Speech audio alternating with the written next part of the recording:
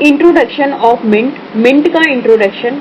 तो mint basically, mint का botanical name मिंठा है। ये एक मेडिसिनल एंड एरोमेटिक प्लांट्स है, मतलब एक औषधीय या सुगंधित पौधा कह सकते हैं, जो एक लेमेसी फैमिली से बिलोंग करता है।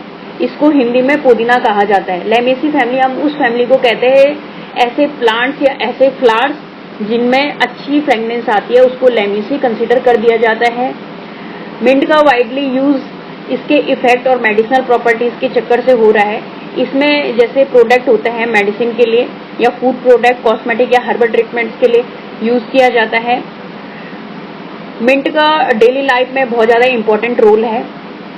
मिंट एक स्मॉल हर्बेसियस प्लांट होता है जिसमें छोटी छोटी ग्रीन लीव्स अपीयर होती है एंड अच्छी फ्रेगनेंस हमको रिसीव होती है। ये क्विकली, ये मॉइस्ट कंडीशन में क्विकली ग्रो हो सकता है या फैल सकता है या फैलता है।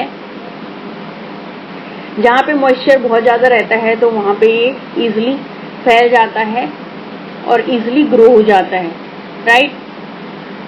मिंट जो पाया जाता है वो आपके गार्डन में पाया जाता है, एग्रीकल्चर फील्ड में, कृषि के खेतों में पाया जाता है, होम किचन जैसे पॉट्स में भी पाया जाता है, पॉट में लगाए जाते हैं, क्योंकि इसके मल्टीपल बेनिफिट हैं।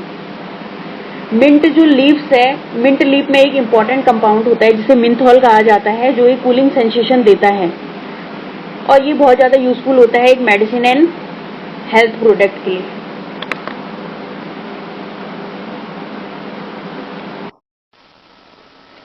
वर्ल्ड के पर्सपेक्टिव से देखें तो मिंट कल्टीवेट हो रहा है कई सारी कंट्रीज में, like India, United state, Japan and European nation. एक चीज हम और कह सकते हैं कि इंडिया में जो पुदीना का ऑयल होता है या मिंट का जो ऑयल होता है, उसमें मेंथल ऑयल को एक्सपोर्ट व इंपोर्ट के रूप में माना जाता है। मतलब ये प्रोड्यूसर भी है, उत्पादन भी कर रहा है एंड एक्सपोर्टर भी है, इन द सेंस निर्यात भी कर रहा है या दूसरे कंट्रीज में भेज भी रहा है। तो ये एक मेडिसिनल हर्ब ही नहीं है, बल्कि एक कमर्शियली काम भी कर रहा है, right. Next is scientific name. Mint का साइंटिफिक नेम मिंठा अर्वेंसिस, जिसको जंगली मिंट भी कहा जाता है, या फील्ड में बेसिकली ये ग्रो होता है, और जो हमारे घरों में या होम गार्डन में ग्रो होता है उसको मिंठा स्पेकाटा कहते हैं। इसकी फैमिली लेमेसी है। लेमेसी मैंने आपको कहा था, जितने भी अच्छी फ्रेगनेंस वाले या मेडिकल में जो यूज हो रहा है, मेडिसिनल प्लांट में जो यूज हो रहा है, वो एक लेमेसी फैमिली से बिलोंग हो जाता है, या जिनकी पत्तियां या फूल या जिनके फ्लावर से रगड़ने पर अच्छी खुशबू मिलती है, उसको लेमेसी कंसिडर कर लिया जाता है। किंगडम प्लांटी, क्योंकि पादप जगत से बिलोंग कर रहा है, पेड़ पौधों से रिलेटेड है। डिवीजन क्या है? एंजियोस्पर्म। एंजियोस्पर्म क्या होते हैं कि एक फ्लावरिंग प्लांट होता है, जिसमें क्या होता है कि फ्लावरिंग आने के बाद फ्रूट्स निकलते हैं, इसके अंदर से शीड पाए जाते हैं। बेसिकली ये दो टाइप्स के होते हैं, मोनोकॉट एंड डाइकॉट, राइट। इसकी जो क्लास है वो डाइकोटियस है, मतलब दो पार्ट्स में डिवाइड हो जाता है। जैसे दो पार्ट्स में डिवाइड, चना है, मटर है, बादाम है। ऑर्डर इसके लेमन्स है एंड कॉमन है मिंट एंड पुदीना है, राइट।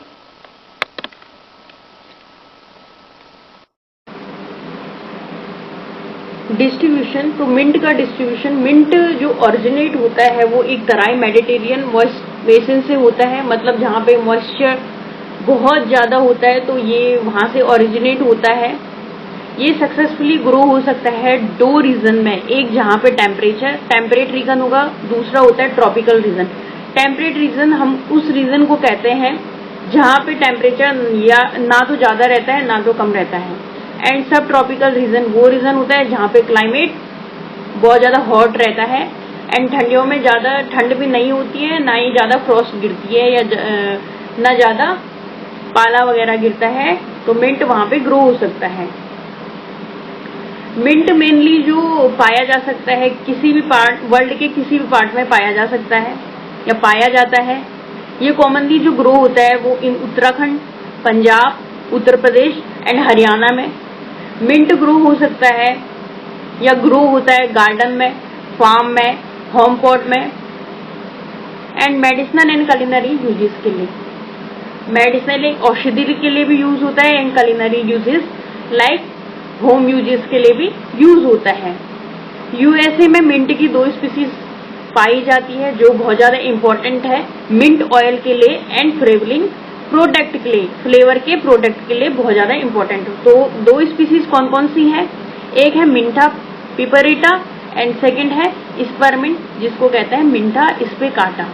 ये बहुत ज्यादा फेमस है क्योंकि इससे मिंट ऑयल एक्सट्रैक्ट होता है और बहुत ज्यादा हम अपनी डाइट में भी इसको इंक्लूड कर सकते हैं। फ्लेवरिंग प्रोडक्ट मतलब कि हम अपनी डाइट में भी इसको इंक्लूड कर सकते हैं, सैलेड वगैरह में अच्छी फ्रेगनेंस के लिए भी इसको हम इंक्लूड कर सकते हैं, या हेल्थ के लिए भी हम इसको, या अच्छी खुशबू के लिए हम इसको डाइट में ऐड कर सकते हैं, राइट। इंडिया मेजर प्रोड्यूसर है मिंट का, स्पेशली जापानीज मिंट, क्योंकि इंडिया ही इसको ग्रो कर रहा है। जापानीज मिंट जैसे मिंठा अरवेंसिस वाइल्ड मिंट भी कहा जाता है।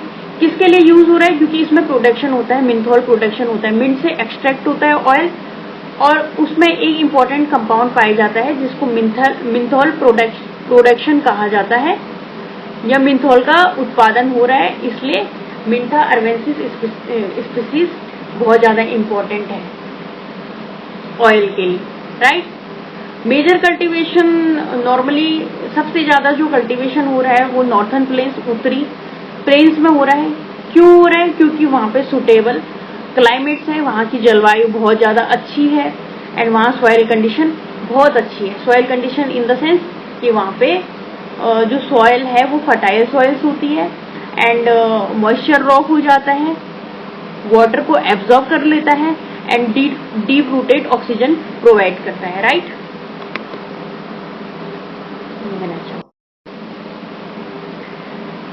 हैबिट एंड क्लाइमेट मतलब ये कहाँ कहाँ इसका आवास होता है या कहाँ इसकी जलवायु है, कैसी क्लाइमेट में ये ग्रो हो रहा है। तो mint grow well in cool and humid climate. ये नॉर्मली कब ग्रो होता है? जब नमी वाले क्षेत्रों में या जहाँ पे नमी होती है वहाँ पे ये बहुत ज़्यादा ग्रो होता है एंड कूल रीजन में भी बहुत ज़्यादा ग्रो होता है। जो ठंडा एरिया है वहाँ पे भी मिंट ग्रो होता है। ग्रोथ के लिए सुटेबल जो टेम्परेचर होना चाहिए वो 20 से 30 डिग्री होना चाहिए, राइट।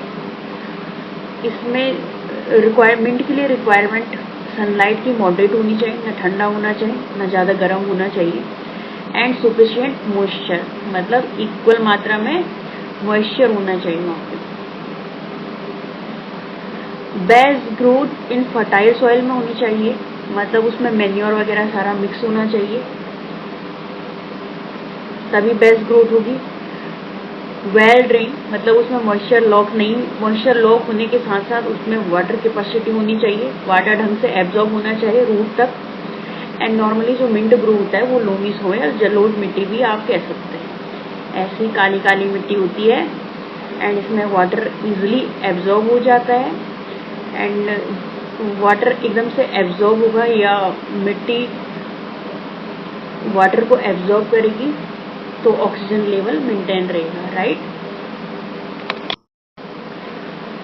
नेक्स्ट इज मिंट का फॉरेस्ट्री में क्या इंपॉर्टेंस है कि फॉरेस्ट्री में मिंट का एक तो इम्पोर्टेंस ये है कि ये मेडिसिनल प्लांट है जो कि कंट्रीब्यूट या योगदान करता है। इसको लगा करके एक सस्टेनेबल फॉरेस्ट रिसोर्स मैनेजमेंट हो सकता है, मतलब वहाँ की बायोडाइवर्सिटी इंप्रूव हो सकता है। ये लगाएंगे, आज लगाएंगे तो कल भी काम आएगा, चाहे वो प्लांट्स के लिए है चाहे एनिमल्स के लिए है, राइट।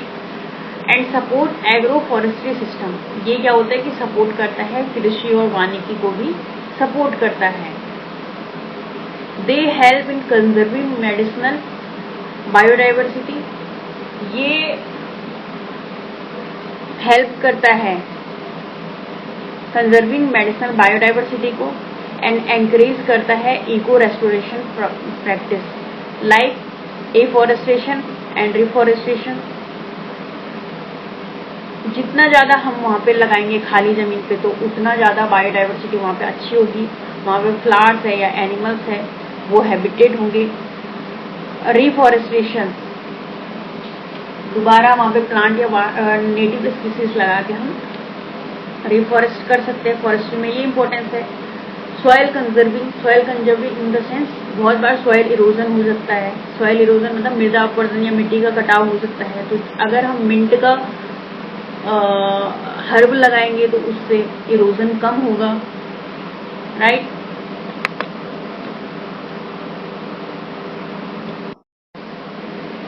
Environmental importance. अब एनवायरमेंट में इसकी क्या इम्पोर्टेंस है? तो environmental mint contribute to ecological balance by supporting pollinators. Mint क्या होता है कि अट्रैक्ट करता है कुछ बीज को या कुछ बटरफ्लाई फ्लाई को, जिससे वहाँ पॉलिनेटर्स बढ़ेंगे और वहाँ की जो ग्रीनरी होगी वो इम्प्रूव होगी एंड इकोसिस्टम इन्हांस मतलब ऊपर उठेगा और प्रोडक्शन भी ज़्यादा देगा या इकोसिस्टम प्रोडक्टिविटी ज़्यादा देगा। जितना ज़्यादा वहाँ पे पॉलिनेशन होगा उतनी ज़्यादा वहाँ पे प्रोडक्टिविटी बढ़ेगी। एंड मिंट को हम कह सकते हैं कि मेडिसिनल प्रॉपर्टीज में भी यूज हो रहा है, एक औषधीय गुण के लिए यूज हो रहा है। एंटी माइक्रोबियल प्रॉपर्टी ट्रीट किया जाता है, डाइजेस्टिव एड में ट्रीट किया जाता है। बहुत बार हमको गैस या कॉन्स्टिपेशन की प्रॉब्लम हो जाती है या स्टोमक पेन होता है तो उसकी ट्रीटमेंट के लिए भी मिंट का यूज किया जाता है। कोल्ड एंड कफ रेमेडी, कई बार हमको सर्दी जुकाम बुखार हो जाता है तो इसकी रेमेडी के लिए भी मिंथॉल नामक कंपाउंड जो होता है वो बहुत इम्पोर्टेंट होता है हेल्थ के लिए, जो रिकवरी करता है पूरे हेल्थ को।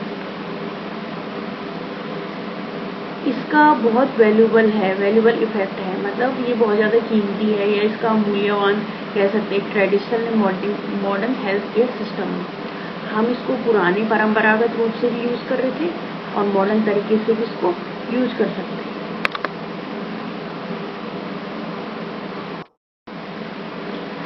एनवायरमेंट इम्पोर्टेंट स्पीसीज, इसमें 4 इम्पोर्टेंट स्पीसीज है। एक है मिंथा अर्वेंसिस जिसको जापानीज मिंट कहा जाता है, मिंथा पिपरिटा जिसको पेपरमिंट कहा जाता है, मिंटा स्पिकाटा जिसको स्परमिंट कहा जाता है एंड मिंटा सिट्रेटाटा जिसको बैग्रामोंट मिंट कहा जाता है, राइट। इन्वायरमेंट इम्पोर्टेंस, मिंट का इकोनॉमिक इम्पोर्टेंस क्या है? तो मिंट का इन्वायरमेंट में इकोनॉमिक इम्पोर्टेंस ये हाईली कमर्शियल यूज हो रहा है, मतलब कि ये आर्थिक रूप से या व्यावसायिक रूप से इसका यूज हो रहा है। व्यावसायिक रूप से किस टाइप से इसका यूज हो रहा है? फार्मास्यूटिकल इंडस्ट्रीज में, जैसे दवाई वगैरह है उसमें, कॉस्मेटिक्स में, कॉस्मेटिक लाइक साबुन या सोप या आप फेस वॉश वगैरह में कॉस्मेटिक्स में यूज हो रहा है। असेंशियल ऑयल एक्सट्रैक्शन, एक ऑयल में यूज हो रहा है, ऑयल को निकालने में यूज हो रहा है। And herbal medicine and food processing sector. Conclusion यही है कि मिंट न केवल सेहत के लिए अच्छा है या केवल हेल्थ के लिए अच्छा नहीं है, स्टिल यह कंट्री के इकोनॉमिक डेवलपमेंट एंड इन्वायरमेंट की प्रोटेक्शन में भी एक इम्पोर्टेंट रोल अदा करता है, राइट।